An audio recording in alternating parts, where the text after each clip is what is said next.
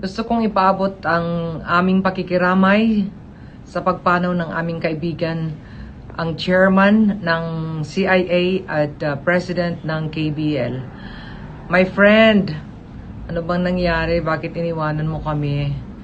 Hindi ako makapaniwala hanggang ngayon. Hindi ako makapaniwala na wala ka na dito sa mundo at hindi ka na namin makakausap. Sa pamilya mo, kay Emmy, sa mga anak mo, narito ang aming pagkikiramay at ipagdadasal ka namin na sana maging masaya ka sa piling ng ating may kapal.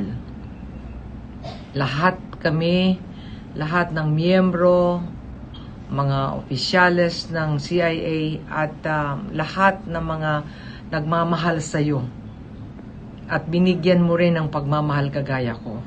Maraming salamat. We will always pray for your soul at sana pagdasal mo na rin kaming lahat na narito at iniwanan mo, lalo na ang iyong pamilya. To your family, I'm sending with my family our deepest sympathy, our love and prayers.